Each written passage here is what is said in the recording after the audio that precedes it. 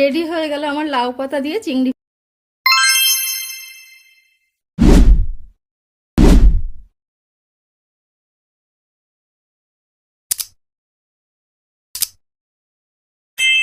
নমস্কার বন্ধুরা, তোমরা দেখছো জলির রান্নাঘর।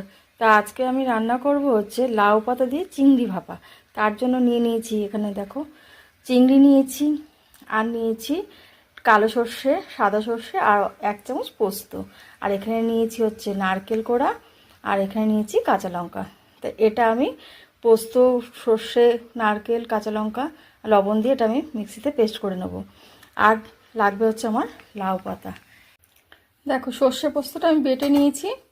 এটা আমি তেল দিয়ে, একটু সর্ষে তেল দিয়েছি, তেল দিয়ে ঢাকা দিয়ে রেখেছি যাতে ঝাঁঝটা ওঠে। আর হচ্ছে এখানে আমি চিংড়ি মাছটা নিয়েছি। সেই চিংড়ি মাছটাকে আমি কাঁচা করব না, একটু ভেজে নেব। গ্যাসে কড়াই বসিয়ে দিয়েছি, এতে দেব আমি একটু সর্ষে তেল, বেশি না, সামান্য একটু সর্ষে তেল দেব চিংড়ি মাছটা একটু এপিট ওপিট করে ভেজে নেওয়ার জন্য। তেল গরম হয়ে গেছে, এবার আমি চিংড়ি মাছগুলো দিয়ে দেবো।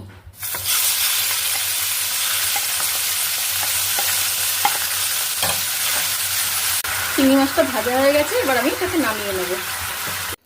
চিংড়িটা আমি ভেজে নিয়েছি, এবার আমি এর মধ্যে এই যে সর্ষে পোস্তগুলো বেটে রেখেছি এটা আমি এর মধ্যে দিয়ে দেবো। এটা আমি এর মধ্যে মিশিয়ে নেব,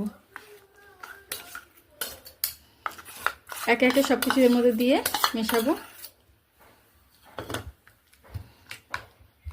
এবার দেবো আমি সামান্য একটু হলুদ, দেবো একটু লবণ, কারণ লবণটা আমার চিংড়ি মাছের মতো ছিল, আবার সর্ষে বাটার মতো দিয়েছি, সেই জন্য বুঝে আমাকে লবণ দিতে হবে। আর একটু কালারের জন্য দেব কাশ্মীর লঙ্কা, তুমি কালার না হলে দেখতে ভালো লাগে না। মেখে নিয়ে এরপরে দেবো আমি একটু সর্ষের তেল। সর্ষের তেলটা একটু দিতে হবে বেশি করে।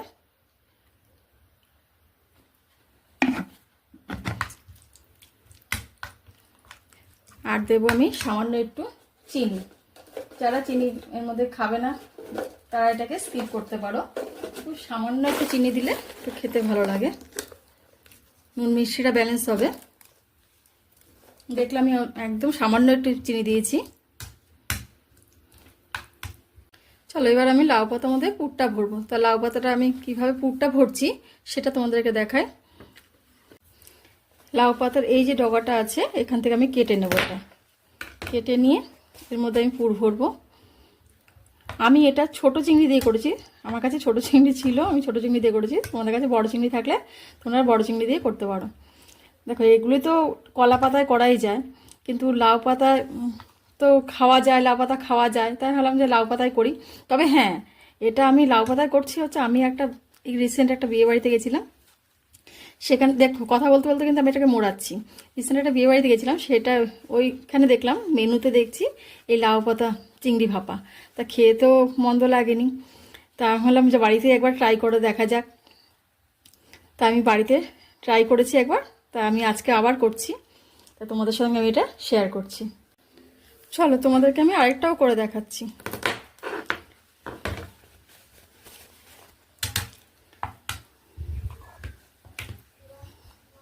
মাঝখানে দিয়ে দিলাম, এরপরে দেবো একটা কাঁচা লঙ্কা। আমি আগেরটায় কাঁচা লঙ্কা দিতে ভুলে গেছি। তো এইরকম ভুল তোমাদের কার কার হয় আমাকে কমেন্টে জানিও, আমার তো ভুল হয়।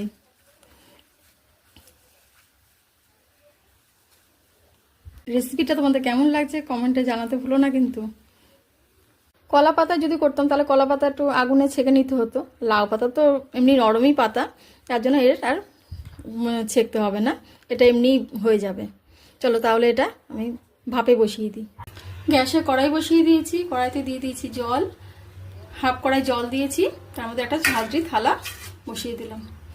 এতে একটুখানি আমি তেল ব্রাশ করে নিয়েছি, এবার আমি একে একে এগুলো দিয়ে দেবো। আর এই যে একটা একটু ফেটে গেছিলো ওটাকে একটুখানি জোড়া তাপতে দিচ্ছি, এটার ওপর এটা বসিয়ে দিচ্ছি, রেখে দেবো 15 মিনিট। এবার ঢাকনাটা খুলে দেখি, সবগুলো আবার একবার উল্টে দেবো, আস্তে আস্তে করে সবগুলো উল্টে দেবো এবার। না লাউ পাতা তো নরম পাতা, বেশিক্ষণ টাইম লাগে না এটা করতে। আমার কিন্তু এটা হয়ে গেছে, রেডি হয়ে গেল আমার লাউ পাতা দিয়ে চিংড়ি ভাপা। তার রেসিপিটি তোমাদের কেমন লাগলো তা কমেন্টে জানাতে ভুলো না, আর ভালো লেগে থাকলে লাইক কমেন্ট শেয়ার করতে ভুলো না, আর চ্যানেলটাকে একটু সাবস্ক্রাইব করে দিও।